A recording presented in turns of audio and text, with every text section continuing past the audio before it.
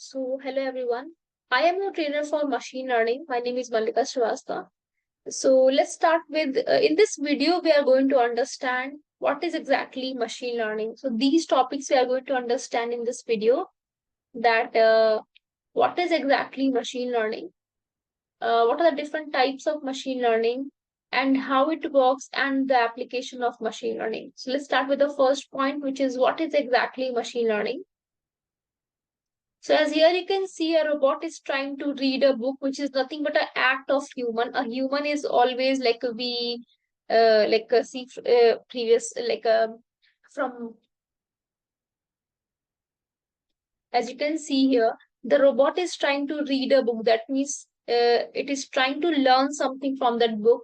And here we represent the robot as a machine. So machine learning is nothing but when a machine try to act like a human, that is basically called machine learning. Here you can see an informal definition also.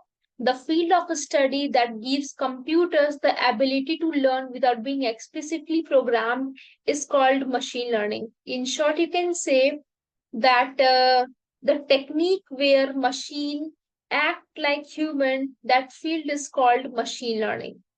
That's it. Now, the thing is how human learn. Okay, if I'm saying that the technique where machine acts like human, so what is the technique for the human to learn something? Let's talk about that. So in this case, if I'm taking one example, suppose if this is a human, and what happens when a human try to learn something?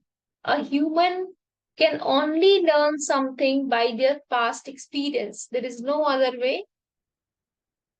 A human can only learn something by their past experience only. Okay, so by using their past experience, they learn from their past experience and they use that learning to the future. Okay, now the same thing we are using nowadays in machine learning also. That in machine learning, what we want in this field of computer science, what we want that the machine also acts like human. They also learn from their past experience. For them, the past experience is nothing but the different data. Okay, the data is the past experience from the machine. So the machine learn from the data and predict or forecast something for the future. That is basically called machine learning, and what we are doing in the models and that the same thing do in the models of machine learning. Now, let's see in nowadays where we are using this technique. So we have different best examples of machine learning here. Let's talk about that. Let's see. So first of all, some of the best examples of machine learning is first of all internet search. Why internet search? It is because of every time you do searching on Google, like suppose if I'm going to search for dog, okay, let me end the show and I'm going to open my browser here. So here you can see, suppose I'm searching something, suppose I'm searching for a dog, anything you can search. Now you can see we got multiple URLs here, multiple websites are there, links are there. So when I click on any link, I'm able to understand or I'm able to know the knowledge about the dogs. Now, the next thing is, the thing here is, suppose if I'm clicking this Wikipedia website, this link. I'm able to know everything about the dog. But here you can see we have a like a URL for Britannica also, for National Geographic also, and for multiple websites here. Some YouTube links also here. Not only in the first page, but you can see here we have multiple pages are there. See, again you can see here more results. So you can see here. Okay, so we have lots of websites are there. Okay, like here in Microsoft Edge, you can see like this one. In Google Chrome, when we search for something, it gives you the in pages, like one page, second page, third page, up to 10 page and all. Okay, so you can see we have lots of information of the are there of the dog, but the thing is all in a different websites. Now, why this Wikipedia website comes at the top? and this Britannica at second, National Geographic at third, and so on. How the browser understands that which website goes up to top and which website goes up to bottom. Okay, so this part is basically done by machine learning. Again, you can say that isn't the part of web searching, okay, where internally we are doing all that thing. So basically internally we are using ML also. Okay, so every time you do searching on Google, one of the reasons that it works so well, it is because of the learning algorithm. So which is basically implemented by Google, whose work is to learn how to rank web pages. So whatever website clicked by multiple times from the users, that is basically on the top of the search engine. Okay, so this is also a good example of machine learning. Internally, in browsers also, we are using machine learning. Then we have in machine learning, we have a feature called face recognition or image recognition system. That particular image recognition technique taken by Facebook from machine learning. In this case, let me give you the example for that. Previously, okay, like before 10 to before let me tell you about before some before some years ago, like if you are uploading some photo on Facebook, in this case when you want to tag the person, you need the name of the person, okay, and then you can tag that person. But now, like manually, if there are 10 people are there in the photo, you need to tag every person one by one by their names. Nowadays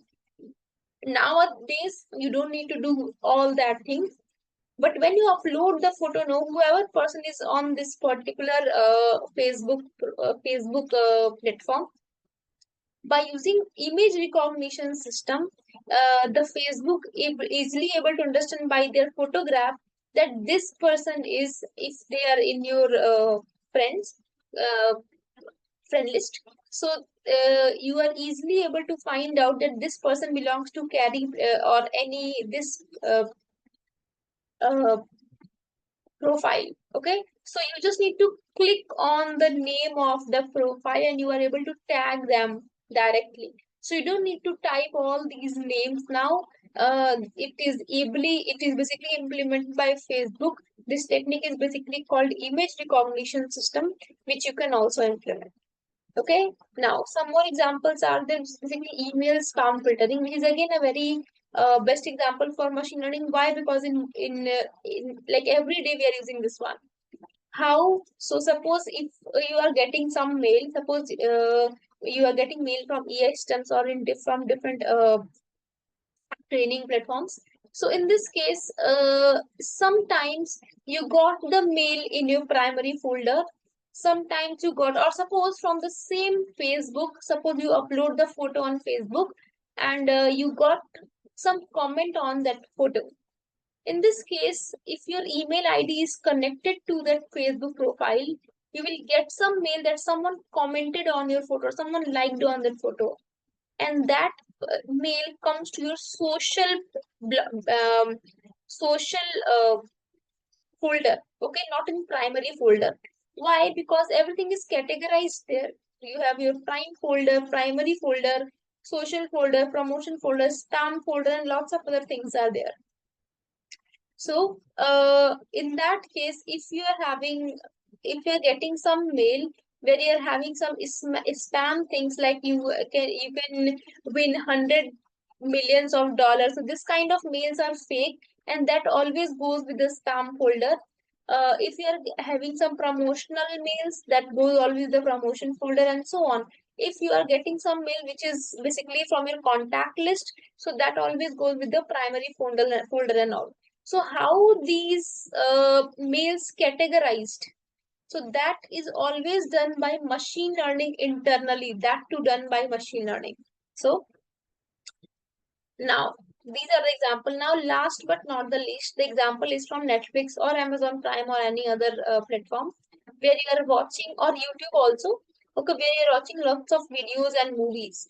In this case, suppose if you're watching any video on YouTube, so suppose I'm watching some comedy clips on YouTube.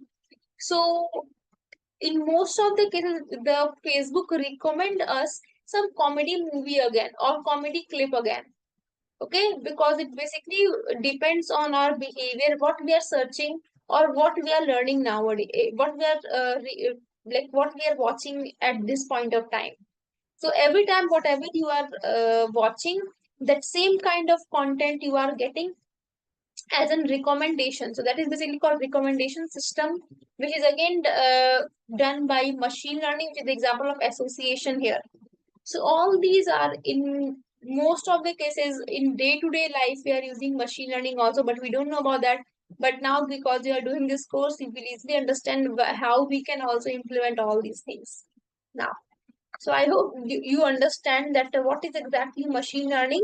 So basically when we want to mimic the act of human by the machine, that is called machine learning. So here, after that, let's understand what is the types of machine learning. So we have basically three types of machine learning. The first one is supervised machine learning. Second one is unsupervised machine learning, and the third one is reinforcement machine learning. So I'm starting with supervised machine learning. Here, let's see what is exactly supervised machine learning. So here you can see we have before defining supervised machine learning, let's talk about what is exactly types of data. So basically we have a very huge or you can say a very vast range of data, but I'm taking the lowest one, okay, the brief one.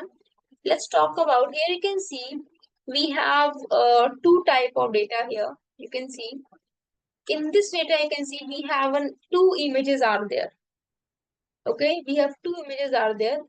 We have one image and we got the answer that this image is of an apple. Okay, we are getting information that this image is of an apple.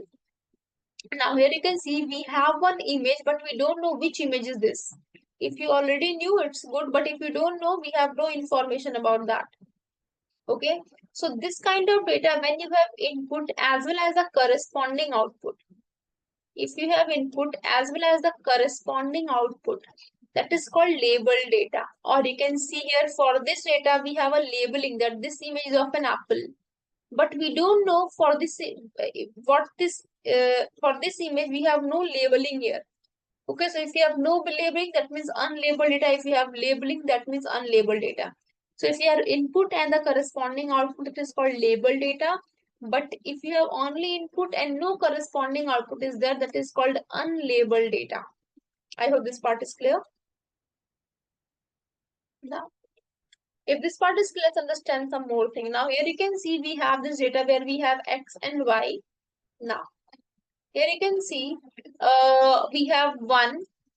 In Y also we have 1. In 2 we have 4. 3 we have 9. 4 we have 16. And for 5 we have a question mark. So we need to find out if 1 is 1, 2 is 4, 3 is 9, 4 is 16. And if X is equal to 5, what will be the value of Y then? So we have if and then concept here. Okay, now let's find it out. So here you can see we have X and Y value. This one basically represent the input and this will basically represent the output. If the input is 1, the output is also 1. If the input is 2, output is 4. If input is 3, output is 9. If input is 4, output is 16. So what will be the value for 5 now? In this case, you can easily predict that here we are doing the square part. Here there is nothing but 1 square is 1, 2 square is 4, 3 square is 9, 4 square is 16. Same way 5 square is 25. So here we are easily able to find out the mapping between X and Y, the mapping between input and output. Okay. So the mapping is basically Y is equal to X square. This is the mapping between X and Y value. Okay. So here by the past experience, we are able to find out the output of this 5 also. Okay. So here we have by using the past experience, we are able to find out the mapping between x and y, which is basically y is equal to x square. Okay. Now you can see we have this data, and here we have this question mark. Now we need to find out what value we can put in place of this question mark. Just pause this video and find out what we can put in place of this question mark, everyone. Okay. I hope you are able to find it. Now let's talk about what we can place here. Now you can see here we have no labeling. Okay. In previous data, we have a labeling that this one is input and this one is output. But in this case, you can see we have no labeling here. We don't know what is the input and what is the output. This is the unlabeled data. And when you compare it, unlabeled data is more difficult than the labeled data because here we have no labeling. Okay, now let's find it out. So 21784. Okay, so here you can see 2 plus 1 is 3, 5 plus 4 is 9, 9 plus 4 is 13, 6 plus 2 is 8, 4 plus 3 is 7. And when we increment the value by 1, 4, 10, 14, 9, and same way it becomes 8 here. So the right answer is 8. Now it may be possible that you do some other thing because in unlabeled data, the answer will be anything. So here you can see, suppose if someone says 2, 4, 8, then in this case 2 and 4, if you find this kind of pattern, okay, same way, suppose if I'm saying 4, 10, 14, same way 14 and 9, you can find out this answer. So it basically up to you what pattern you are following here. Okay, here we need to find out the pattern basically to put the answer over here. Okay, so here also we need, first of all, in unlabeled type of data, no, we need to we need to analyze the data. After analyzing the data, we can put the input and output over there. Okay, so here we need to find the hidden information about that by analyzing it in unlabeled data. So we are able to find it out. That is column 1 plus column 2 plus 1 is the output here. So I hope labeled and unlabeled data is clear, everyone. This is how a labeled data looks like, where you have input as well as a corresponding output, where we knew that this one is the input part and this one is the output part. But in unlabeled data, we don't know which one is the input and which one is the output. We just need to find out, we just need to analyze it, and then we can give the answer. So this is the difference. And now let's talk about what is exactly supervised machine learning. So here you can see supervised machine learning. In supervised machine learning, we have a labeled data containing input X and a label Y. So always remember that in supervised machine learning, always we are going to use labeled data. In supervised machine learning, always we are going to use labeled data. Okay, labeled data means we always have the input as well as the corresponding output. Okay, our task is to find the mapping between, here you can see, we have a label data containing input X and a label Y. Okay, now our task is to find the mapping between X, which is basically called independent variable, and output variable, which is called dependent variable. So that thing is clear, everyone. In supervised machine learning, if you're going to use, always we are going to have label data, where we will have input and the corresponding output. Suppose I'm representing here X and Y, X as input and Y as output.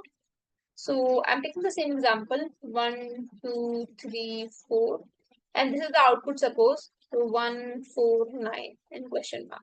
So here you can see, if you have this kind of, you need to create a machine learning model now.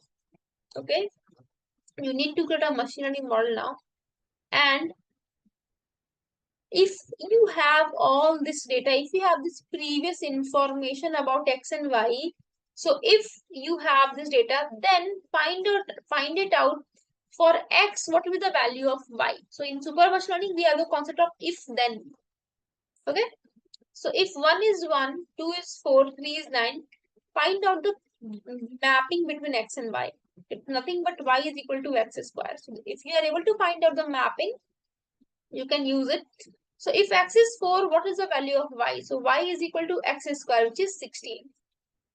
So for 4, the answer is 16 here. Same way for 5, the answer is 25. For 6, the answer is 36, and so on. This is how supervised machine learning works. Now, in this case,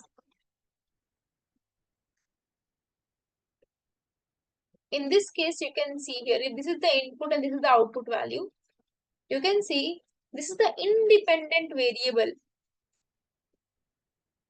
and this one is dependent variable. Why it is called so? It is because of for 1 the value is 1, for 2 the value is 4, for 3 the value is 9, and so on. So here the value of y is totally depending on the value of x. Okay, if the value of x is 1, then only the value of y is 1. If the value of x is 2, then only the value of y is 4, and so on. So here, the value of x is independent, but the value of y is totally depending on the value of x. That's why it is called dependent variable, and this one is called independent variable. Now, the next thing is, now again, further, the super machine learning divides into two parts, regression and classification. So in regression, basically, the regression process is when the output variable is continuous and real value. So every time, like suppose here, I'm giving you the example. Suppose if I have the person, suppose I'm using here the student, and their suppose marks, percentage, and gender, suppose. Okay. Now here suppose the student S1, S2, S3, or let me take here the example of days,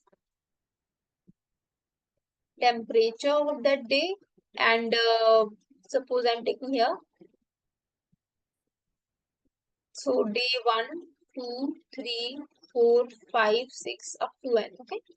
So here suppose the temperature at first day we have 20 degrees centigrade, 21, 25, 23, 20, 15, and so on. Okay. Now, here I'm taking the season here, whether it is hot or cold or sunny and all. So I'm using here the season or the monsoon, I can say.